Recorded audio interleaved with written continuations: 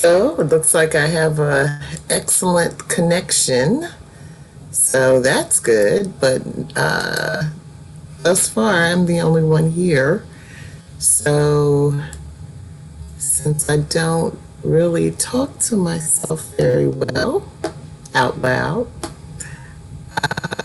I'm gonna give it a few minutes and see if anyone comes tonight or we have to make other plans. So I will be right back.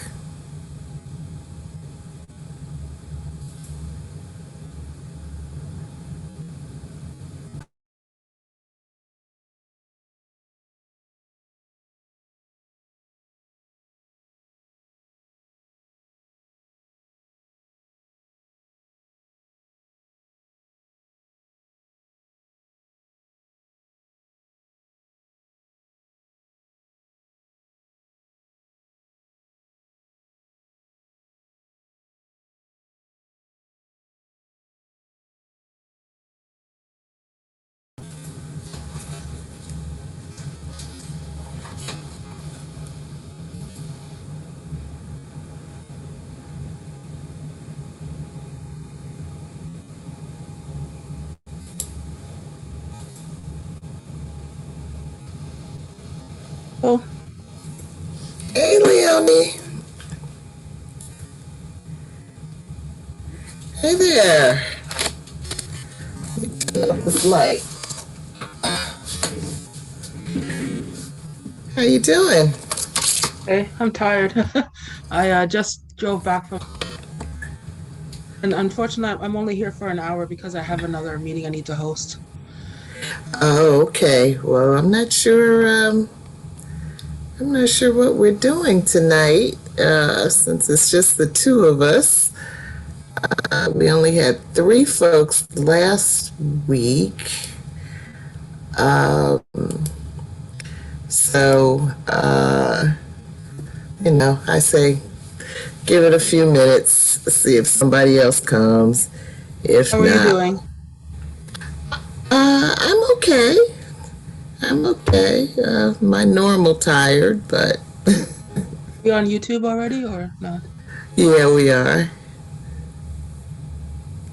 Yeah. So you said you just had to drive back from where? Seattle. Oh, so you didn't get caught up in the truck driver Oh, protest? they've moved further east. Okay. When they tried to do it here, they had a counter protest of people on bicycles. So, uh, so you see, the crazy madness going on in the U.S. is moving north. it's true. It's true. Hi, Oh, Hi. good to see you, Leonie. good to see you too. Yeah, hi, Michelle.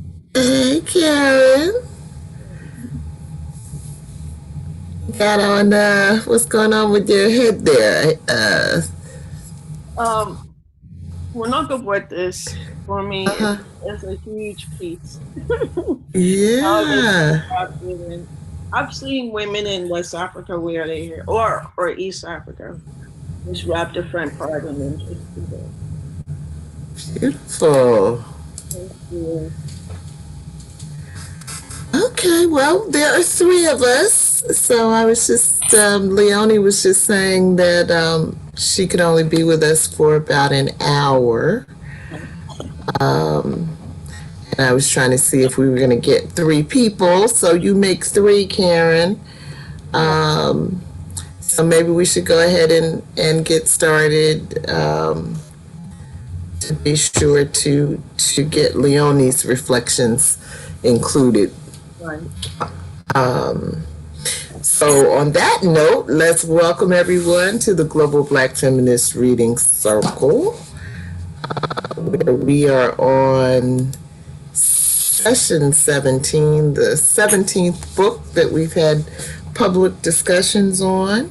The book we're currently reading is The Love Songs of W.E.B. Du Bois by Honorée Fanonne Jeffers.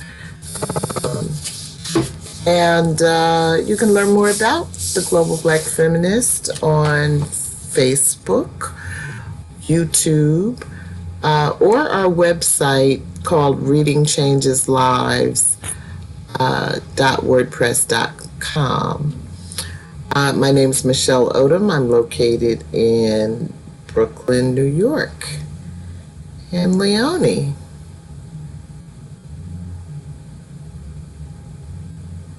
You're muted. Oh, no, I'm not. Hold on. We hear you now. Can you hear me now?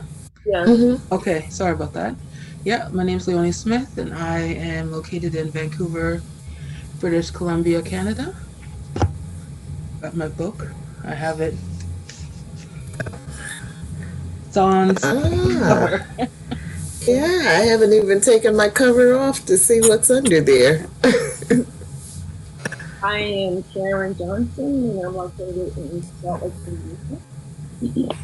And here's my book. Hey, welcome, welcome. So let me just check this message and see if it's Geo. And it's not. Okay. All right, so we don't have any facilitators. We don't have any really agenda prepared questions, even though I do happen to have some. But who wants to get us started? Well, Leonie, do you want to, since you're going to leave early? I have a lot of stuff I wrote down. Really? Well, no, go ahead, get us started. I'm here for the next almost 50 minutes. So. Okay. Well, one of the things I looked at it was I looked at some themes, but then I narrowed it down to looking at the different characters, and then I did an analysis of that. But I want to start off with one theme, and I'm sure you won't pick this up, and that's the theme of family secrets. And what I noticed in the book, and I wrote my thoughts down because I'm so busy, I will forget. And I said that one of the things that I was noticing are revolving themes are family secrets. Secrets that revolve around sexual abuse, at least in the last two characters with the Garfield family, and also physical abuse in the earlier chapters, for example, with Nyla, and also secrets of one hiding their identity. We find that with Nico. And also speculates, and this is a speculation, that Coco might be hiding a secret too. We might find that later on. And I think that she's non-gender performing, and we might find that out later on. But what we see with the secrets are that they are destructive forces to the individual who's holding them. Of course, they eat at the psyche of the individual who holds them. For example, with Lydia and Mika, Lydia uses drugs and she runs away from the family as a way to kind of wrestle with or try to run away from her pain. And then also he hides the secret, but he talks to his imaginary friend. I don't know, the last time Gio said the spirit of the forest, and I love that. But I was always thinking that Nico had some psychological issues going on in terms of talking to his imaginary, and that's probably tied to the secret of his identity, perhaps also the secret of him murdering his father. And so, what I want to say to kind of wrap up the secret part is that the family secrets are also undergirds the intergenerational dysfunctionality of the family, right? And so when the secrets come out, like in the Garfield family, it disrupts the dysfunctionality and in turn gives voice and power and agency to those who have been harmed by the secret. For example, with Chris and Ailey. Chris touches Ailey's body without having permission to do so. And he acts like that young teenage black girl's body is off limits. right? But Ailey, well, I like how Ailey, in her awareness, finds her voice and agency to speak back to Chris in a liberating way. And in this way, in a way that she couldn't do with Gandee, right? And of course, she was too young. And like chapter 120, I mean, page 122 and 124 helps me think about that. Um, and as for Lydia, it remains to be seen whether or not Lydia finds her voice, but she did find her voice in terms of talking back. But it remains to be seen whether or not this was liberating in terms of dealing with her sexual abuse. I'll leave it there, and I'll just I want to just put that out there with regards to secrets. I have a whole lot of other themes that are still in the book. Thank you. Mm-hmm. Hey, Gio. You're muted. Hey ladies, how are you doing tonight? Good. How are you? I am okay. I'm okay. Who are you? Sometimes I wonder, but tonight I'm Georgette Moses, and I'm joining you guys from Columbia, South Carolina. All right. Welcome. Welcome. So we just got started, and Leonie's going to leave us a little bit early, so we were trying to get right to it. And Karen was the first speaker. Yeah. Any thoughts about that? Secrets? Oh, there was some explosive. But we kind of had a lot of foreshadowing of some of it, but yeah. It was a very exciting 2 chapters here. Yeah. The gender non-conforming that Karen was saying, we may find out later that represents Coco. Her character was interesting to me, probably because she reminds me a bit of myself, and being the one in the family that is, bringing these new ideas and sort of disrupting the flow of the family. I started cutting my hair when I was 16 in response to a bad perm, and but then I became, not only did I like the short hair, but I became intrigued by the strong reactions that the people around me had, the assumptions that started flying. And that was just interesting to me. So in this case, Belle thought Coco looked like a cancer patient. My mother thought I looked like a boy. And so there's a part in there where she says she's got the big earrings on and the red lipstick, which I used to wear, and I don't know if it's Ailey talking, but she says she thinks that is a concession to their mother. And so it just took me back to that era, when people assumed that you were gay or you were something. You weren't right. If you weren't willing to, spend hours and hours per day, per week, fussing with your hair, then clearly something was off. So one of the reasons why I said that about Coco is that I do see her as, when I say non-gender conforming, she's not buying into the prevailing beliefs of what a woman should be and look like, and particularly in Western standards, right? And I really love how her dad said, that cut is cute, girl. You look very elegant. And so what I'm seeing is that both she and her dad are pushing back on Western Eurocentric assumptions about beauty. And then Mm-hmm. also what you're seeing, she see her rebel when she has to go to the party with Lydia, where she wore the same sweats and jeans. Again, you're Mm-hmm. seeing her saying, I'm not taking on these prevailing beliefs that I got to look good with straight long hair and wear dress and lipstick. I'm going to come as I am. And I'm going Right. to come. So not necessarily being gay. I was just, when I say non-gender conforming, I'm also talking about not buying into those prevailing beliefs of what is beautiful, Mm-hmm. how you Mm-hmm. should dress as a woman.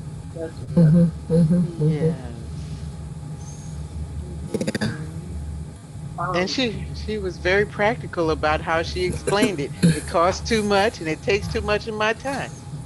So Well, her why is mother's everybody else invested in how I should look? This is comfortable and it fits my lifestyle. So like love it or lump it. Whatever. well, her mother said she would have provided the money.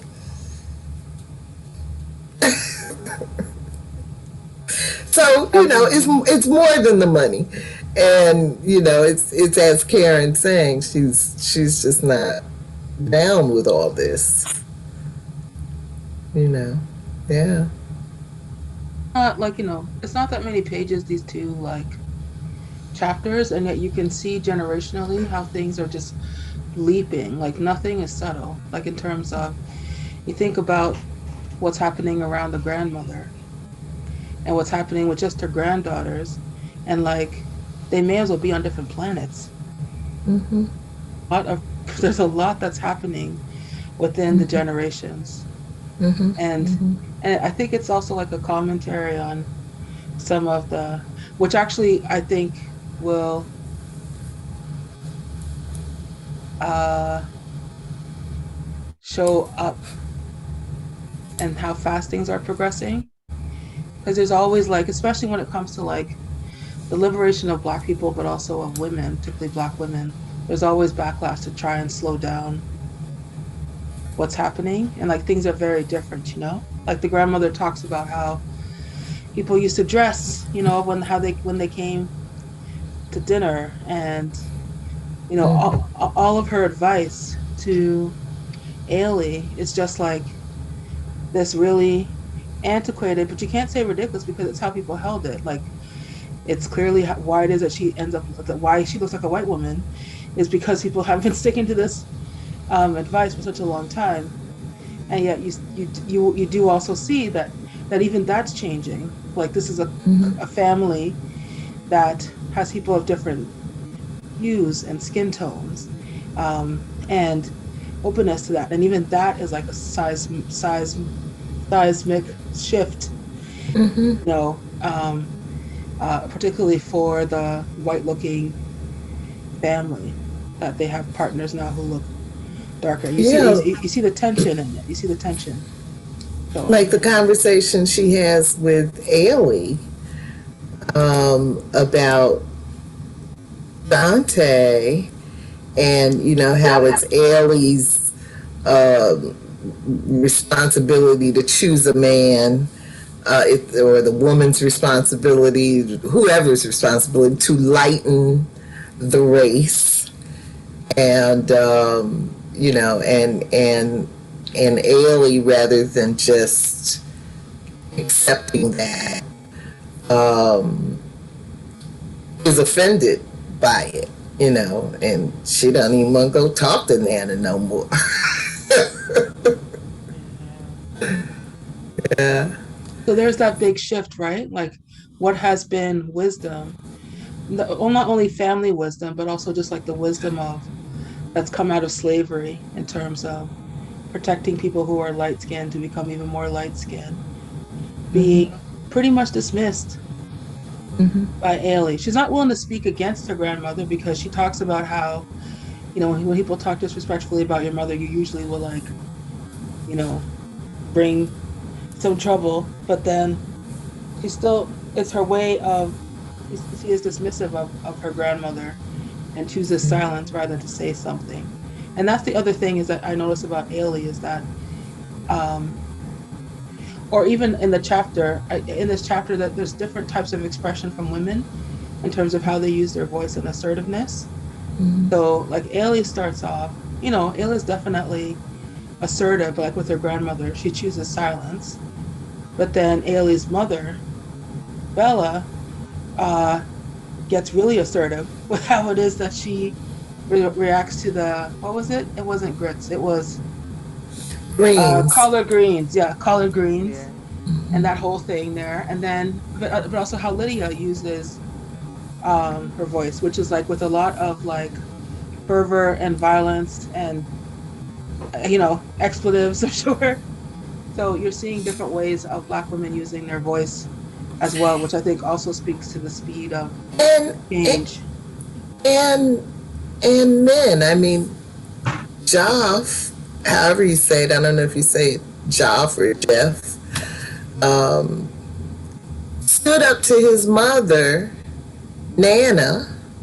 It seems like for the first time in forever, which I think is what gave Belle the comfort to now feel like she could tell Nana, you know, where to go. Um, so you know, and then you have the other piece where Ailey is picking up on Chris's insecurities because he hangs out with white guys who want to, you know, sing the N-word, and he doesn't say anything about it.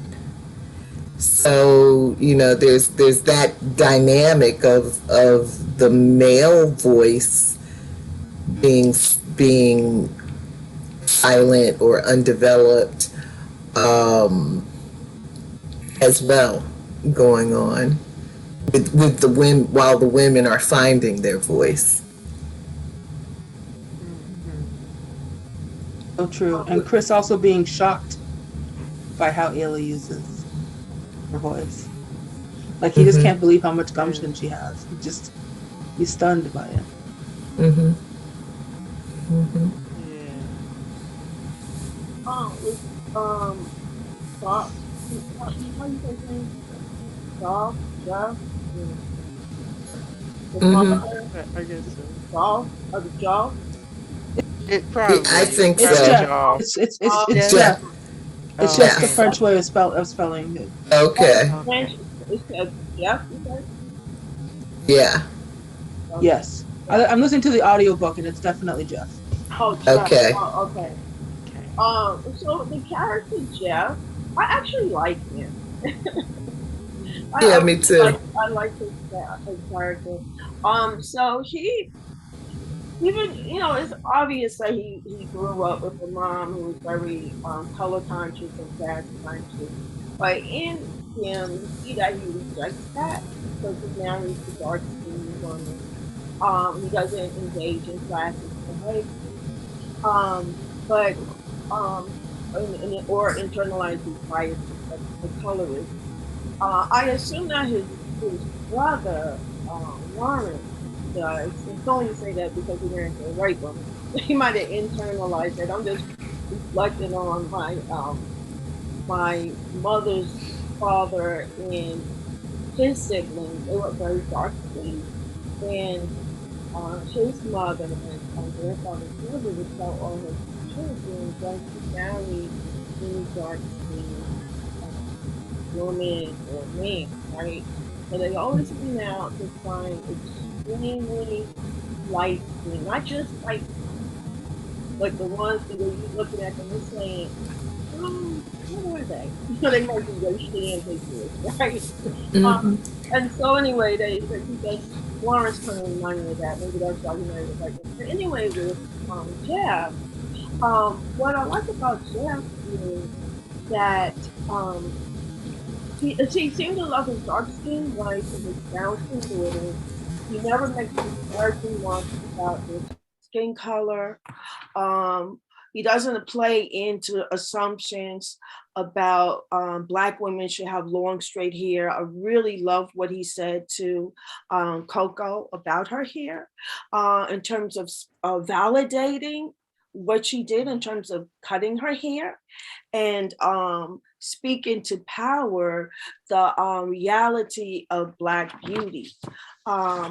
Particularly when he said like cute cut girl, very elegant on page 104. And so what I see is that he, and I'm using a Black feminist term called re-articulation, he re-articulates what is beauty.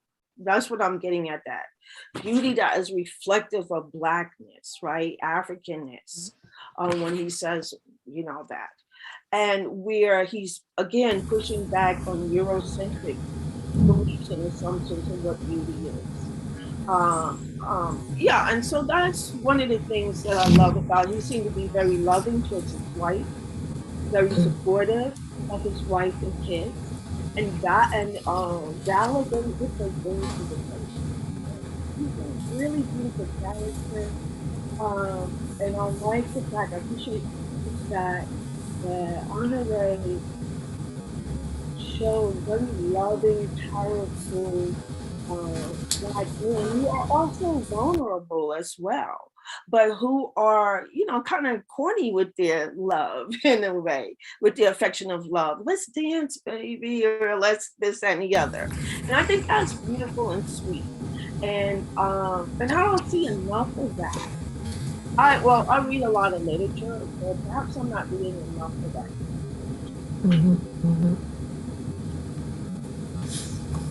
Yeah, I like him too.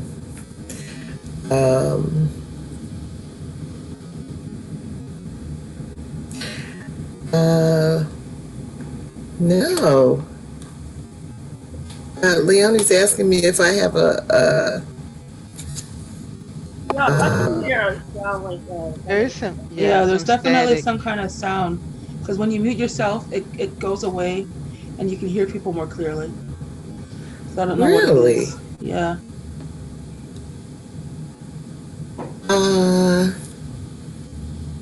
There's some music in the building I can hear, but it's not as loud as it can get. It almost sounds like So- a fan over a stove or something like that. But I'm just worried about the recording. But I just wanted to make you aware of it. Okay. Yeah. You know what? It might be my refrigerator. I'm not sure. Well, I'll spend more time muted. Yeah, but I like the father character a lot. He kind of reminds me of my dad, right down to the love of the pig.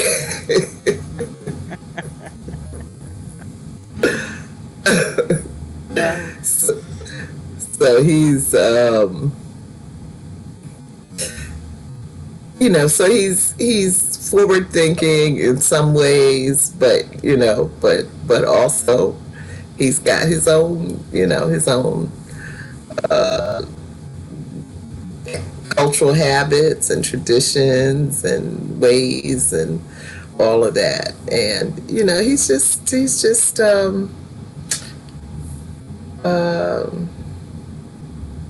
steady. I like him.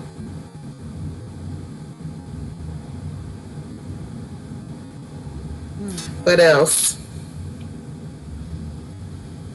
Starting to really appreciate in the writing the writing is good. It's excellent, but also the humor of the characters. It actually gets better the further you go. As I'm listening and driving, I'm like laughing out loud. That's cool. Like when she says to her mom, when Ailey says to her mom, like, please stop trying to be cool, and she says, okay, I'll keep my cool to myself.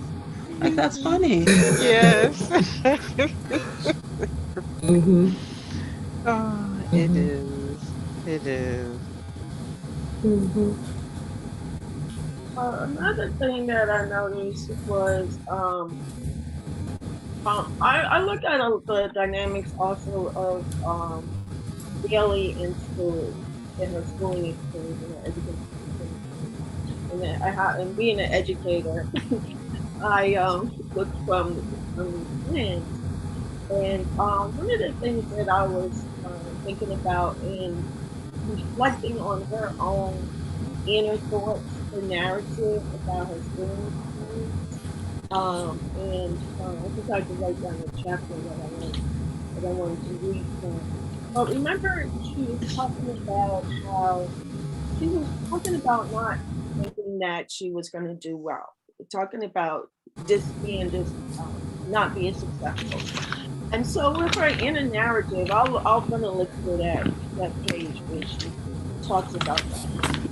But the thing that came to my mind was the concept, and we use this in we do use this concept in education, and it's called imposter syndrome. Mm-hmm. I don't know if you heard of that term, right? And so I know it's a psychological term, but it's also used in education. And so what I wrote was Ailey's internal narrative to herself. I argue that she has the imposter. Seems like she has the imposter syndrome, particularly being in this one of the few Black kids in this white school. And then so the imposter syndrome is defined as a psychological pattern in which an individual doubts her skills or talents or accomplishments and has a persistent internalized fear of being exposed as a fraud, despite external evidence of their confidence. And these individuals are convinced that they are frauds or they do not belong in the space. So in that educational space, in that schooling space, or even for some in the work space. And this is a phenomenon that is common in women, particularly if women are in a work environment that has majority of are men, or female students who are in a field such as, let's say, engineer, where it might be male dominated. They may take on the imposter syndrome, or for other racialized groups, other Black groups may also have that imposter syndrome. And you see that with Black kids in predominantly white school environments taking on, having those kind of internal dialogues of doubt that Ailey has and that she articulates in the book. So that's what came to my mind, even though there's evidence that she's an extremely smart child. Yes, yes.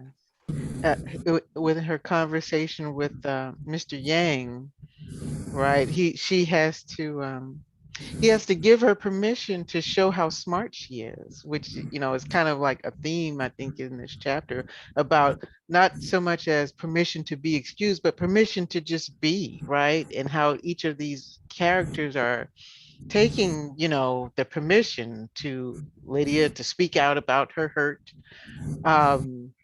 Ailey, she when she she's confronted by Amber and her two her two buds in the bathroom.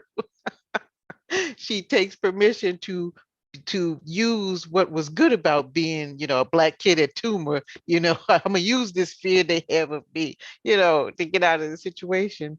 And then she takes permission to tell Chris, look, yeah, I know I'm hot, but we ain't doing nothing for a while. So you just sit and stew, and then her mother, Belle, she takes permission to look, I paid half of the mortgage on this house. I'm tired of you talking about my greens. You can eat it or you can go fix your plate. You can kick bricks. So I think it's beautiful. And how Coco, she takes permission even before but she's always, had that independent streak, right? I'm going to this college. I don't have to call you unless I want to. I don't need to tell you what I'm doing. You should know what I'm doing. I'm okay. I came home and this is me. And I've given you my reasons because I want to, not because I feel obligated to, right? And, like it or lump it. And Dad said, yes, he gave her permission to be herself. And I think that he helps create that dynamic in the family. You have permission, to be as the best you want to be, even when you mess up. Like Lydia, you have permission because we love you. You're hurt, but you have permission to heal, right? We're here for you to heal. And then when you mess up again, you have permission to leave. It's still, it's a nurturing environment, I think.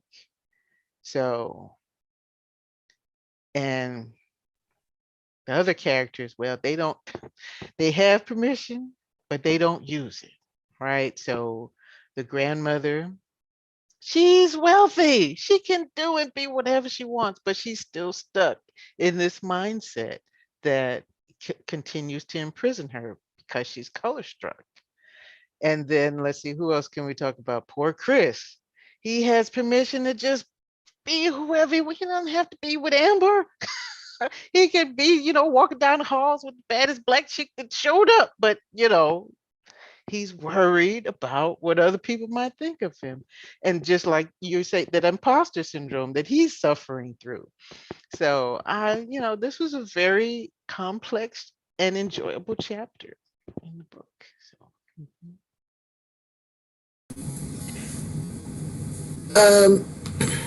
Is this any better? I'm doing the without the headset test. Well, we can still hear it in the background. Yeah. Okay, then I'm going to put the headset back on just because it gives me better speakers. Better? Okay. Yeah. You could change the mic. Make sure you're using the microphone with the headset. If you click on the audio, so you wear your headsets, you can hear things, but also make sure that the microphone that's being selected is the one with your headset. That might help background noise. Okay.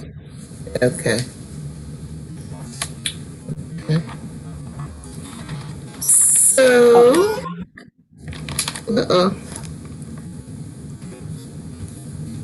okay.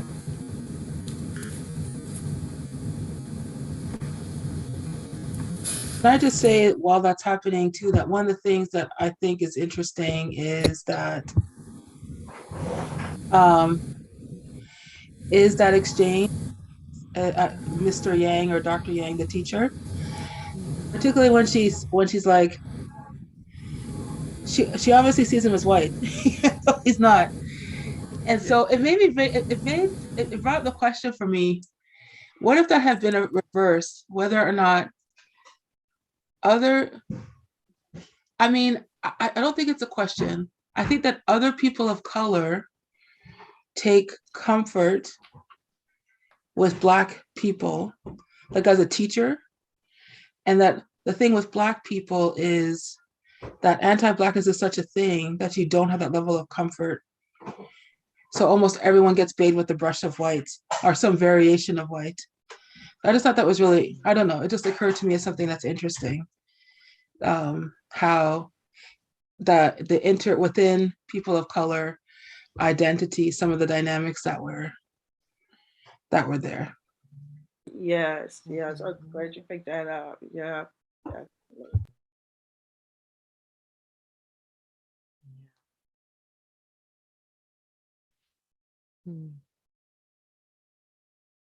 Michelle, you said you had some questions.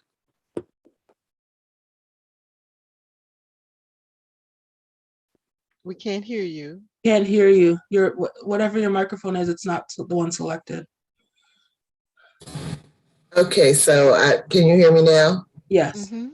Okay, so when I tried to use the mic that's attached to this, you couldn't hear me. But the background noise seems to be gone now. Yeah. Weirdly enough.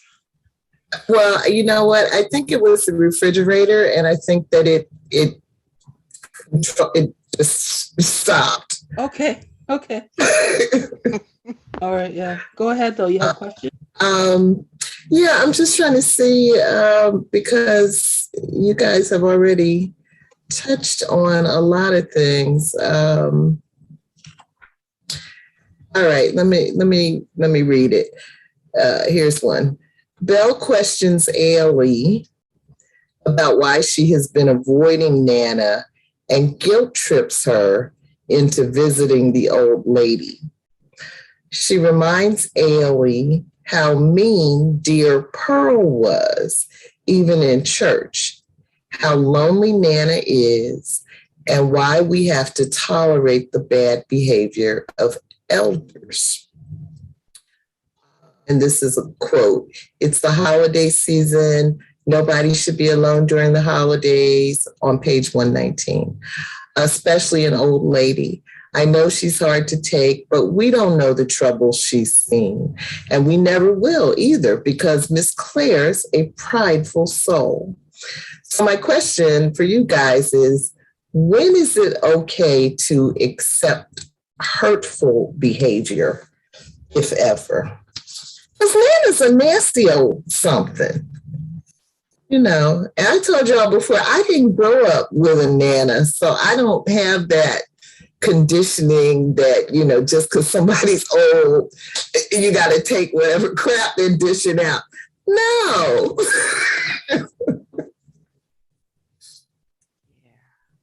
For me, I like go to a place of like, of so one, Ailey is upset because of what Nana said about her mother. It's not something that Nana said to her so much. And the other thing too is that, and maybe it's because I'm an MVC trainer, I go to a place of empathy. I don't think that Nana's acting out of character for somebody of her background. I don't know that she would have the sense, like the liberation that we're praising and that we enjoy in the other characters. I don't think someone of her age would have, born in the South. I just don't think that they would have that perspective. So for me, what I'm seeing here is that piece of like family and like taking care and being like part of a collective. And for me, it makes a lot more sense. And it might be because I value things like I have an understanding around community and collective that doesn't like dismiss people or throw them away just because they're annoying. But I do to your question, I do think that there are limits, you know. So someone like the uncle, for example, who's like actually creating harm, or people who are in the space of creating harm, because Nana is creating harm, but it can be mitigated by the care that Ailey is receiving from her family. So I think if the family were wholly dysfunctional, Nana's harm would be much more acute, in my estimation, or like the harm that was being done by the uncle is acute. You can't mitigate somebody who's sexually touching children.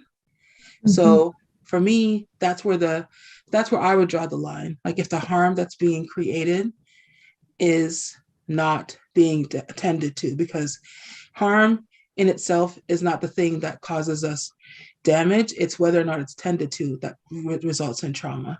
If you tend to harm, you've significantly reduced the chance of it being traumatic. So that's where I draw the line, or I would draw the line. Mm-hmm. Thank you. That was helpful.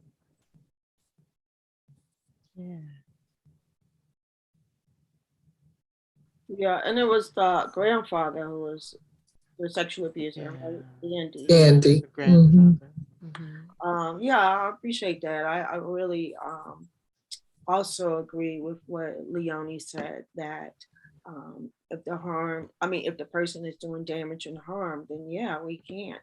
Just because you're old, you don't need to be a part of a family because what happens is you give rise to generational pain and trauma for each generation. You know, we definitely see that in the case of Lydia. In the case of Lydia.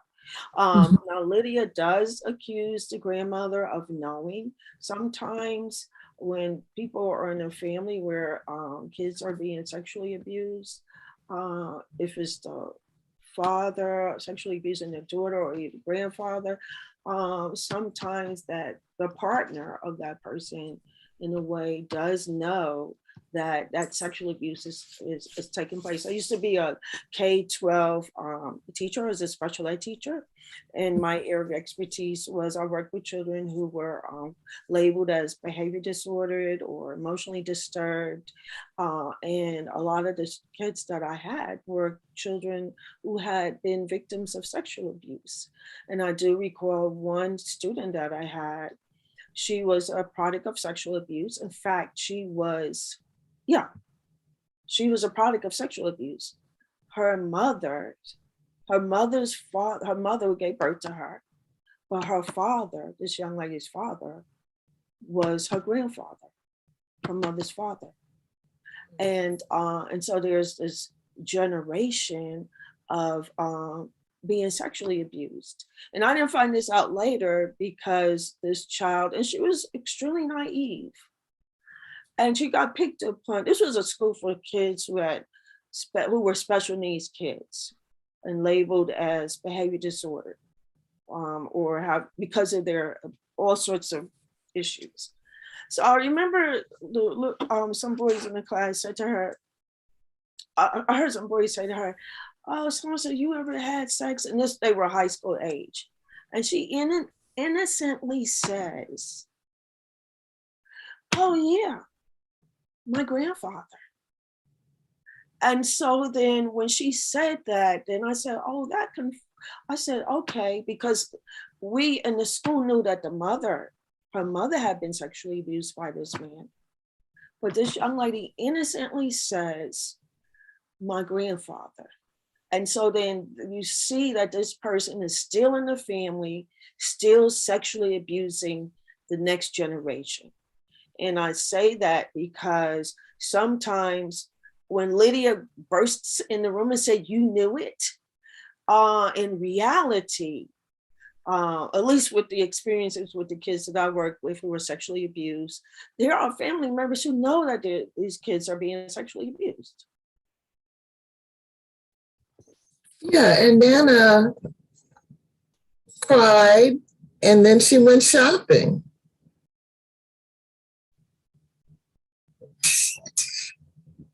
Yeah, I'm not liking Nana very much. And, I know, as Belle said, we don't know what Nana has been through.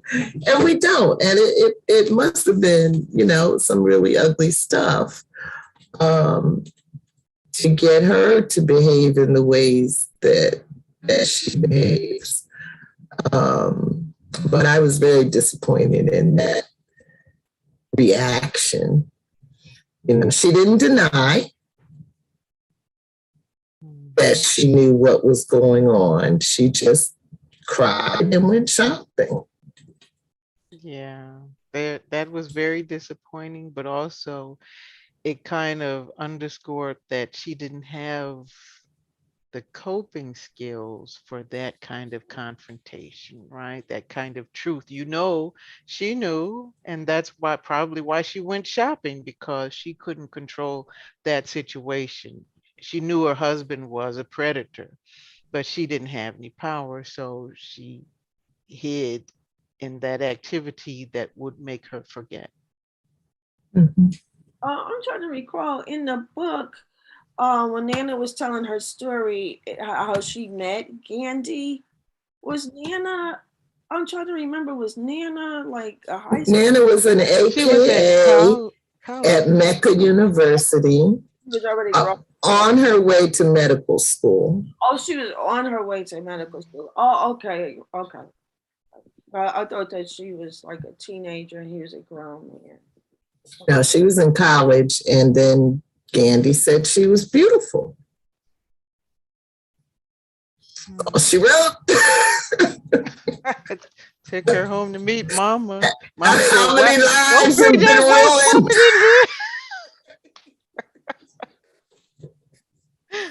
Right.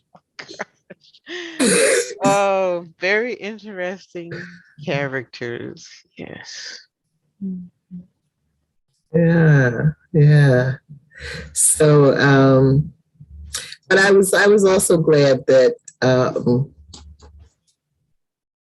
that Ailey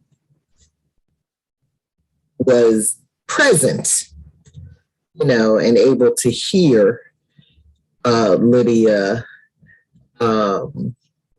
divulge all of that, because I expect in the future that Lydia is going to be someone that Ailey can confide in, because so much of it is that you got to get it off of your chest, right? You have to have somebody that you can talk to. And so neither of the sisters has had that, so I think I like the way that works. So,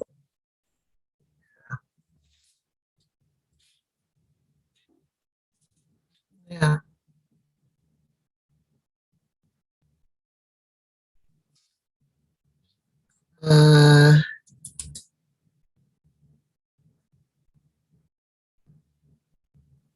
I might take this pause to take my leave. So. Oh, okay. Okay. Well, I'm so glad we got to see some of you, Leonie. Yeah, it was good to be here. Yeah, enjoy the rest of your discussion. So we're off next week. Okay. Yeah. So we'll see you the week after, hopefully. Yeah, hopefully I can do that. All right, take care. So, All right. all right. Have a good week, Leonie. Speaking of which, where's Kim? I hadn't heard from her this week, so I don't know. I hope she's okay. I hope she's okay, because you said she wasn't feeling well last week, right? Yeah, that's what she said. Yeah. Okay. I guess I need to check on her. BJ is not going to join us. No, BJ's going to sit this one out. Okay. Yeah.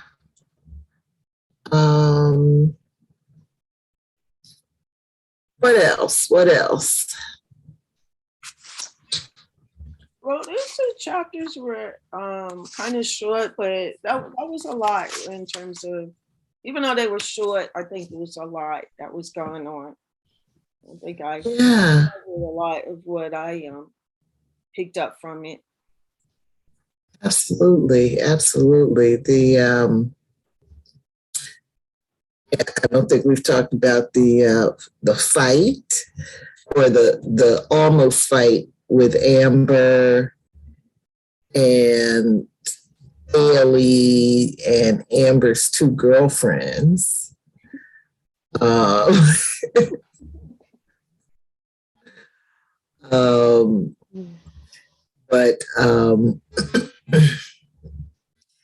yeah, I don't. And the whole dynamic going on with Ailey and Chris, But with Ailey, I like Ailey. I was just wish she had more confidence in herself. Because I chuckled at the fact when she said that she pushed Amber's hair off her desk and wrote her and said, "I want you on my desk because you might have lice." Yes. It was so messy. I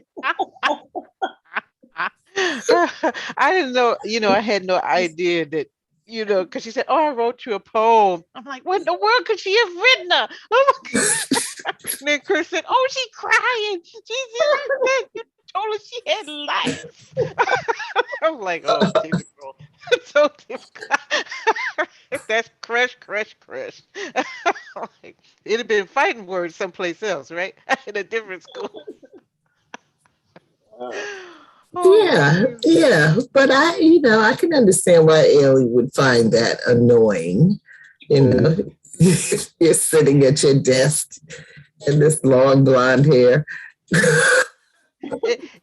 Any hair, it's not yours. Keep it over there. Personal space, right? Right.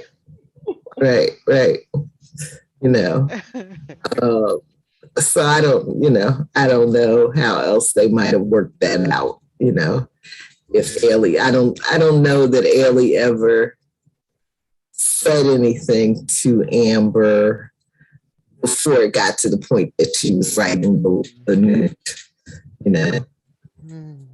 I don't think so. I also, see a pattern with Ailey's note writing. So she wrote notes before she called Chris the first time. She wrote notes when she had to watch the show Dynasty by herself so that she could later discuss it with her sister. And we have the note to Amber. So are we getting any clues about Ailey's career direction?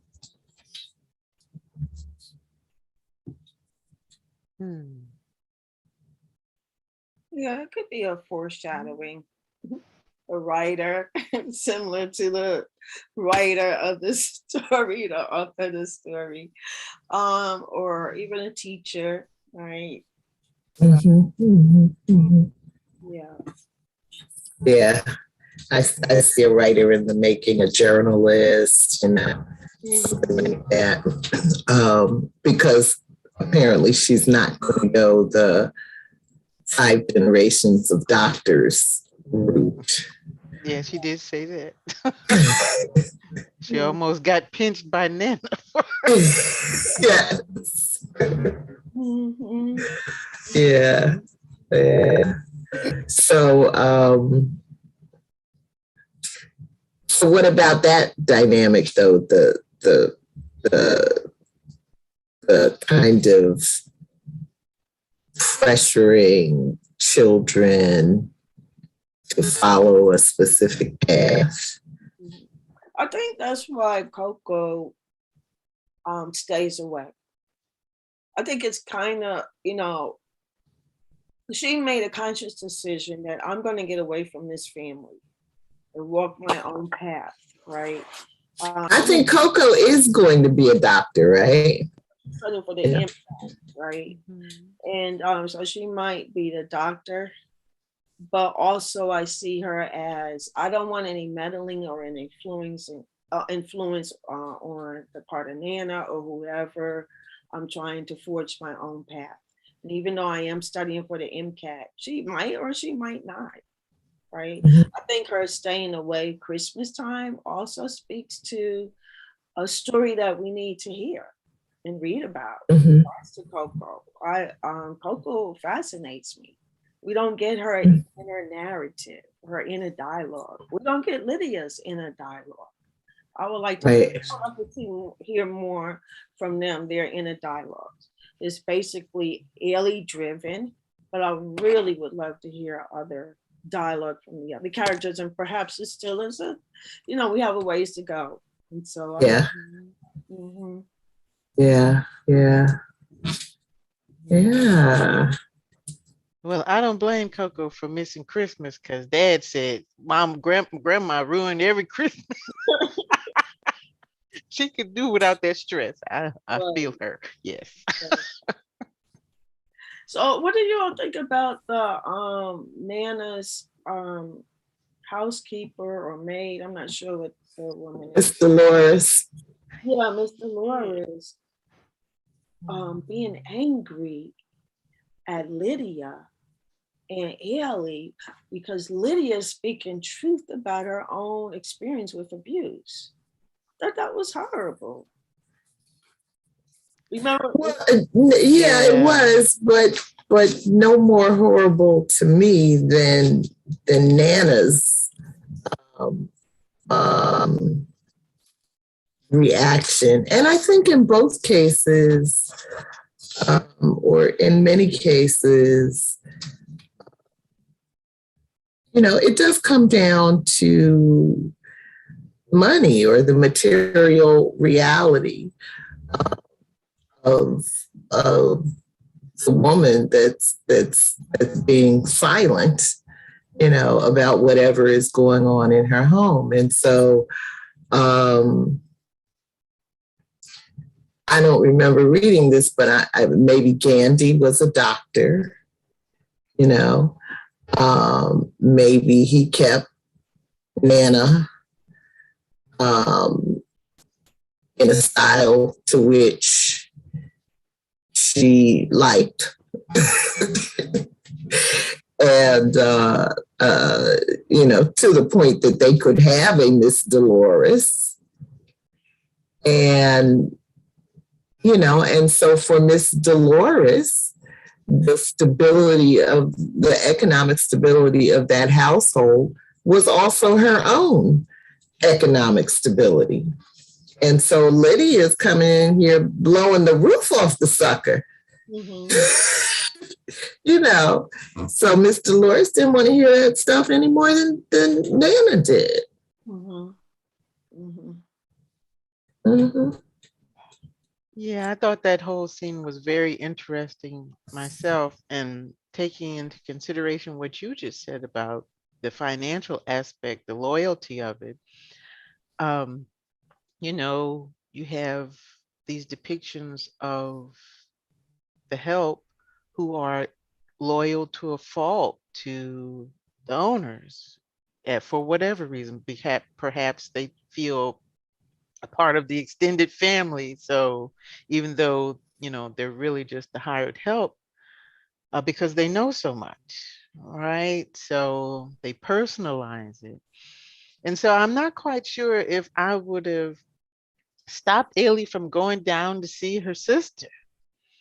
Maybe it would have provided a place for Lydia to pause, just, for that small reunion. And maybe Miss some Dolores, healing, right? He was ready to call the police. I know. That's just whose side. Well, like you said, her loyalty was to Nana. It wasn't to these two young whippersnappers stirring up things. And, I think I would try to have been more empathetic to Ailey. Instead of saying, I'm going to tell your mother, you want me to call your mother on you? No, just wait, baby, let them work it out. Okay.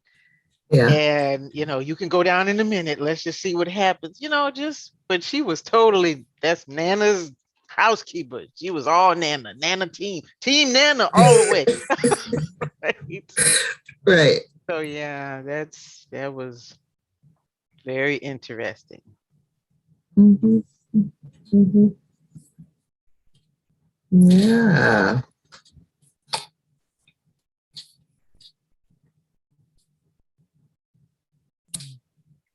Okay. Anything else? The soul food. Yeah, there does seem to be a lot of scenes that's involved, that where food is involved, right? With the funeral with Pearl, that was a big deal in terms of that conversation. With the mama coming back, Belle coming back with Lydia back to the house. That was a celebration around food and trying to convince her brother-in-law to stay and eat and all of that. So food is also seen to be a significant thing in the family, right? And that's probably also cultural, right? Yeah. I think so. Yeah. Yeah. But yeah, she does a good job. So some of the earlier chapters, or last week, she was referencing a lot of books. These chapters, she's referencing music and TV shows, that era. So I think she does a really good job of putting you in the era that she's talking about with all of those kinds of references. Right, and definitely tapping into the cultural aesthetics. Yeah. And I was a Dynasty fan. I remember I remember who was it? Crystal Carrington and Alexis. And their cat fights. Goodness. And I felt like Ailey was too young to be watching Dynasty, but then I said, well, I guess I was about that age. Okay. I was still probably too young, but that's we didn't have 100, 900 channels, Right. Yes. And who would want to miss a chance to see Diane Carroll on the screen, right? Okay. Right. Exactly. So yeah. So it's it brings up a lot of it brings up a lot of memories, I think, when she taps into those cultural references. Yeah.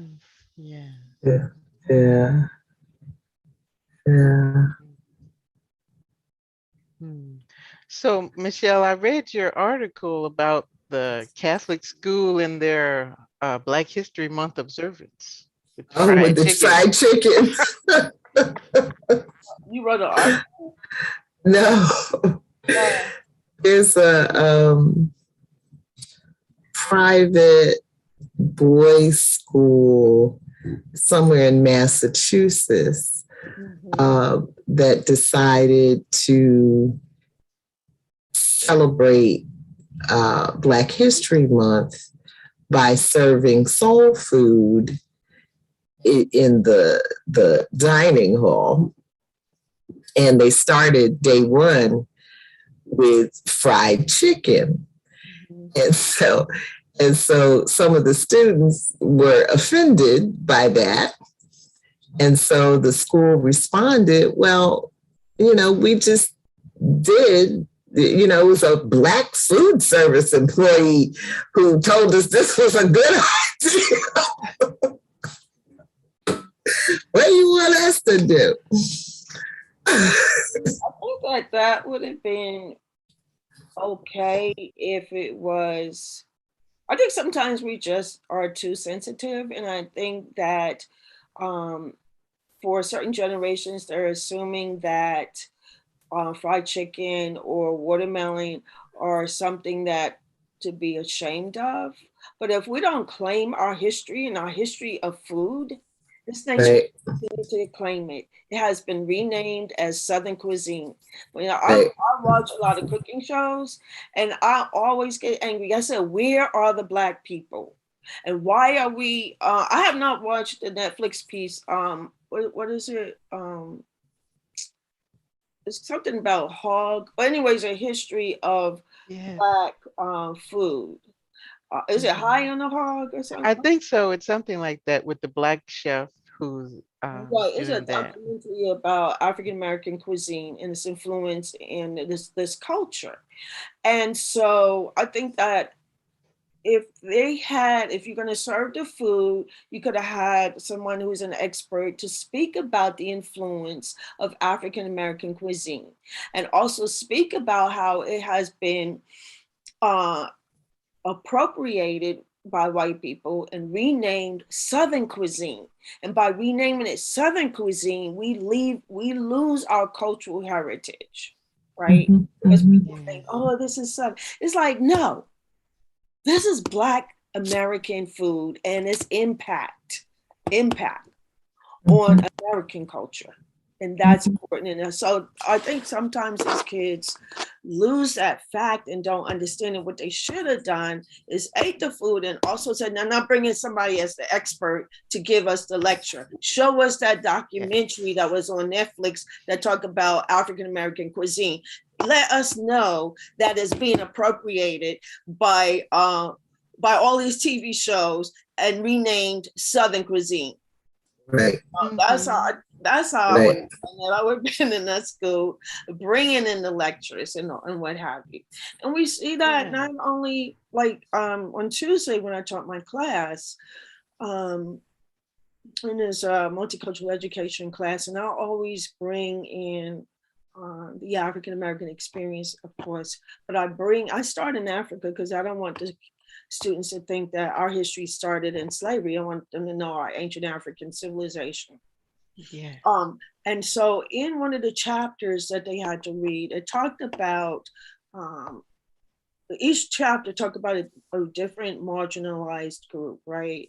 Native Americans, African Americans, Asians, in a particular time frame as it relates to American educational history and segregation and racism. So it talked about the Latinx, right? First it uses the term Hispanic and then it used Latino and it goes into that history. I'm bringing this up to say this, that the author writes that the Mexican American in Mexico, there was a mixture of the indigenous people and European people, the Spaniards, right? So then I bring to that lecture, I said, well, the thing that was rendered invisible was the African people. I said 100 years before the US had enslaved people here, you had enslaved Africans brought to every country in what we now call Central America, South America, and Mexico.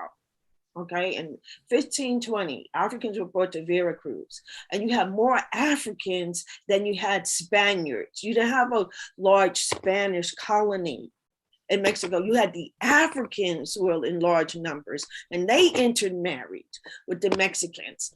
And also they were the mixture, and they brought their cuisine. You know, that mixture gave rise to the cuisine and the influence of music, language, linguistic expressions, and food and dance, etc. And so I bring that up because that's important to tell, is that food, when you trace the African and places that the African enslaved people were brought, you also need to trace where the food was brought. You follow the food, right? Follow the kind of foods that they brought there, the yams, or here in this country, the okra, the watermelon. And so that's what I was trying to let the students know. And so anyway, going back to the point that with the article, that would have been okay if it had a history lesson behind it. And there's nothing to be ashamed about with regards to our food. Yeah. Karen, you need to send them a lesson plan. They need your help. They need your help. So all white school? They have a black cook. Okay.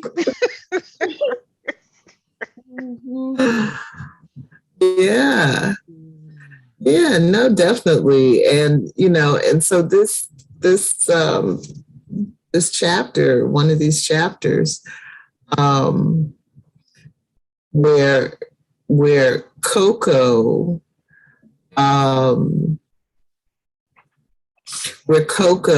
is, you know, having the back and forth with her dad over his food choices, and, you know, really trying to get at the high blood pressure and diabetes and strokes, the health issues that are so common in the Black community.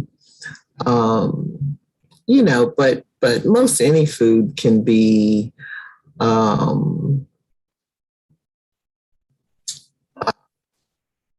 eaten to excess, and, you know, cause problems. You know, I love Italian food, but, you know, pasta. You know, so, you know, so I think that we need ways of talking about how to preserve what's good in the cultural traditions around our food in a way that meets growing knowledge about nutrition, and how that functions. So there's also a passage in here where Belle has switched from, I don't know what they were using, pig feet or whatever, but now she's using turkey wings in her greens, So I think the author is trying to get at that aspect of it as well. Right. Yeah. Yeah. But definitely what parents said. Yeah. We should clip that out and send it to them. Karen. Right? Let me give you this mini lecture right here. No. I don't know. Yeah. If we were in person, then we could bring some food, right? That would have been nice. If we were in person as a book club. Yeah. Well, I think when I shared the article, I think one of the things I said is, that it is. It's a complicated thing when these predominantly white institutions, they want to do something to acknowledge, Black history, but they don't know what to do. And I was like, maybe you should hire a consultant, because. Well, the thing is that if they have teachers who are certified, what you said this was in Massachusetts? Mm-hmm. I'm sure that the state of Massachusetts required these teachers to take multicultural education classes and cultural and language diversity classes, and then that also, and there are some good schools in Massachusetts that are really doing some great work in terms of around teaching for diversity and social justice and equity, etc. So it's very problematic that these teachers, so they chose not to do that. Okay, they chose not to be socially conscious because this is a private school. It doesn't matter if you have a license to teach, then part of the requirement is to have diversity courses and have this kind of understanding. And there are good schools in Massachusetts, universities in Massachusetts that have these kind of training, right? But the training is shoddy, and some teacher ed programs might be shoddy, where they assume that the diversity training, multicultural ed training is tied to food and music and certain historical figures, and that's problematic because it's just business as usual, because that's all your contribution is. That's what they're thinking. And over and over and over again, that teacher ed program, that scholars in this field who train teachers argue this is not what multicultural education is about when we're training you. It's not about you celebrating with the food or celebrating with the music or celebrating the same folks over and over again. Rosa Parks, Martin Luther King. It's not about that. It's much more complex and deeper than that. And it's like, at what point are we going to get there? At what point? Yeah, and I think the thing was that they tried to throw the food service employee under the bus. But, my question is, why would you be consulting the food service employee about how to celebrate Black history in the school? Exactly. Yeah. Exactly. That's you don't care. You don't have you got teachers. I'm getting all passionate now. Right, but no. That's okay, Karen. And you think that that's how you want it. That's because you wanted to choose it, to do it that way. To just to check a box to say, okay, this is what we did. It's not an investment. They don't have the commitment to invest on a much deeper level. And in a way, it is probably good that the students revolted, but I hope that they revolted and then said, here's a list of folks to bring into this school. Have a real Black history program. Yeah. Right? Yeah, well, Jill's right. I think we should send this clip to the school, Karen. Because they obviously need some help. They do. They really do.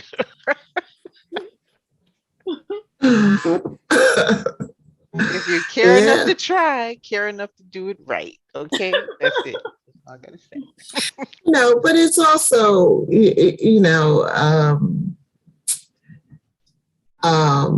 also to me another indicator that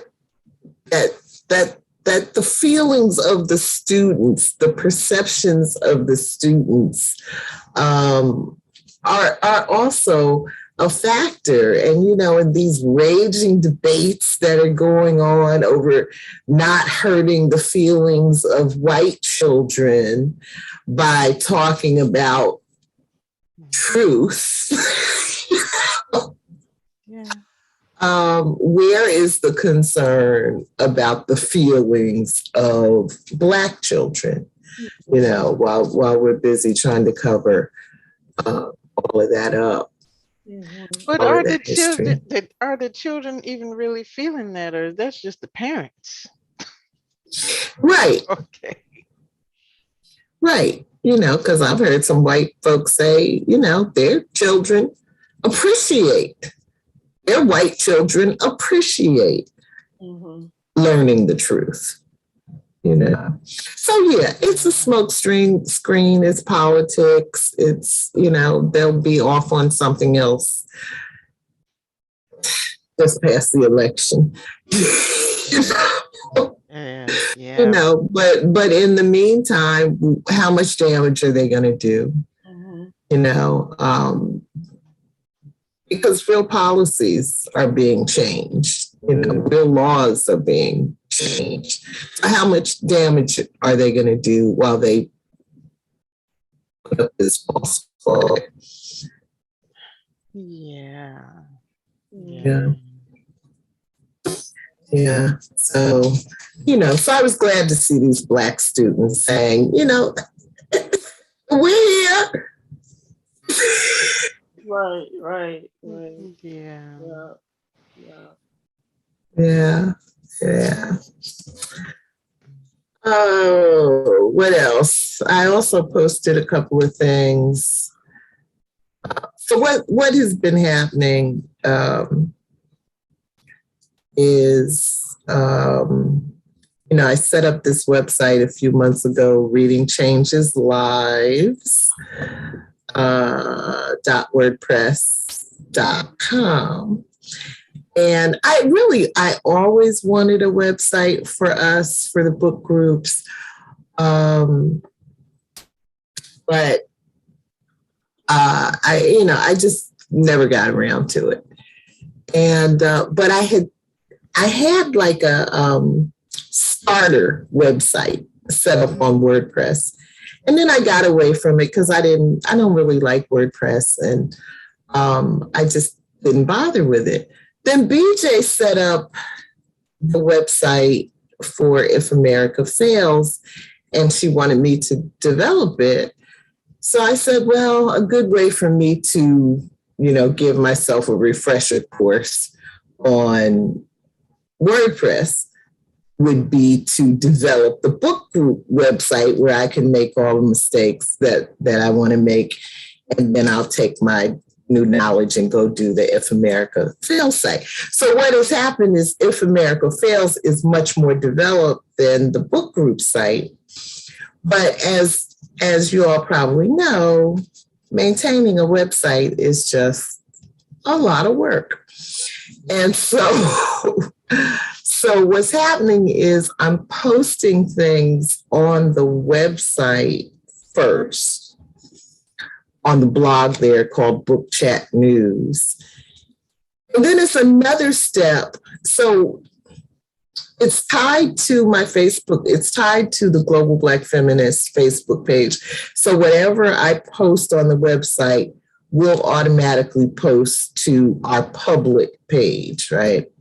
It'll also automatically post to Twitter, but it does not automatically post to the event, to the specific event page. So, so that's another step. So after the post has gone live, then that day, that hour, the next day, whenever I get around to it, I go get the post and I add it to the event page.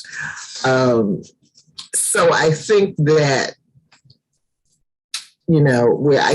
where it used to be really clear when I was posting things related to events, we're in this little disjointed kind of period right now. But just know that the first place, if you're looking for posts, the first place they're going is to the website. Okay. Yeah. So, and I think I also posted a couple of articles about the bomb threats going on at the HBCUs that we talked about last week. Only because I was tying it to both the reference in here where Nana is talking about her years at Mecca University, and now Lydia is at Mecca University, and just making the point that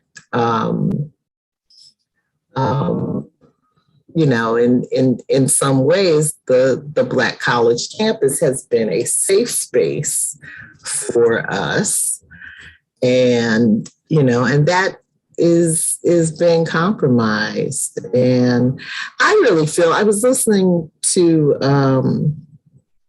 this woman, Barbara Walter. I think I may have mentioned her to you before. She has a book called How Civil Wars Start.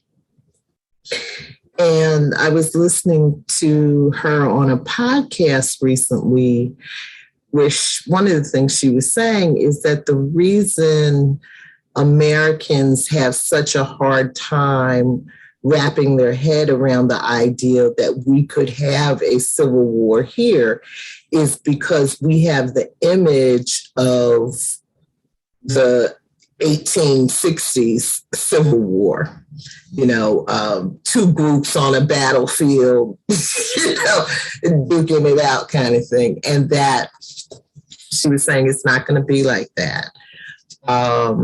It's the terrorism, it's the shootings. I mean, I don't know if you guys heard about this Amir Locke a couple of days ago, young man asleep in his apartment, killed by the police on a no-knock warrant. It's that kind of thing. It's the fact that we have to feel fear walking down the street, the fact that we have to feel fear going onto the campus of an HBCU. That's the nature of the second Civil War in the United States. And so I thought it was, a kind of useful way for us to start to think about what's going on here, because it is as if someone has declared war on the Black community. And, we're kind of the last to know, what's going on here. Mm-hmm. Mm-hmm. Yep. So the website is called WordPress. It's called Reading Changes Lives. Mm-hmm. .wordpress.com. Oh, okay. Yeah. Do you use Goodreads? Do you use that? Goodreads. Oh, you on there? What's your Yeah. I'm on there. Yeah, I'm on there. I don't know if I'm L. Michelle Odom or Logan Michelle Odom on there, but yeah. I'll look you up. Yeah. Yeah. You use that? Do you go on there a lot? Not really. But I do have a collection of, you know, how you can like sort your books by things you want to read, things you've read. I do have some stuff set up like that. So I go occasionally. Oh, because Goodreads is another site where you can have your followers tell your followers that we're going to read this book for a book club, and then you could go to your YouTube channel and say, okay, we're going to discuss this book. But each week you set up and people could type in their thoughts for the particular book that you're reading. Oh. So you could say week 1, read these chapters, and then it allows for people to read the chapters at their own pace, and then they type write in their thoughts, and so you can have like that. So let's say you do it for a month out, and then you'll say at the end of the month, well, we're going to have a discussion, and I'm going to have the discussion is going to be on YouTube, and you might select a few people to be a part of that discussion, and it could be live. Okay, I will look at that. Yeah, thank you. Yeah, so I don't remember. When I look up my name again, I'll let you know my handle. I'll let you know. Yeah, me too. I have to remember the password also. Right. Oh, no, see, it hasn't been that long since I've been there. Okay. Yeah, I can get in, I'm sure. But I don't know if I ever realized that it was a place where you could post things like that, like the community going on. Private, you set it up as a private space for your book club event. Oh, okay. Yeah. Definitely, I'll look at that. Right. Yeah. And yep. Okay. Any final thoughts? Oh, so we have next week off, right? Okay. Yeah, next week off, and then the following week, the 23rd. Beginning. So, we had to read song, right? I didn't write that down. Yeah, for the 23rd. Right. It's from pages 127 up to like 164. So it's song 3. This is confusing to me, the way she has this table of contents laid out. See, yeah. I wish they had, instead of trying to be fancy, they had just put the songs in line with the other chapters. But that's my complaint to the publisher. But yeah, from page 127 and then song 3 through Deep Country and through Creatures in the Garden. Okay. Yeah. All right. Okay. So you all have a good break. Yeah. All right. Good evening. All right. And it was fun. I'll see you all in Okay. See you in cyberspace. Take care now. Bye-bye. Bye.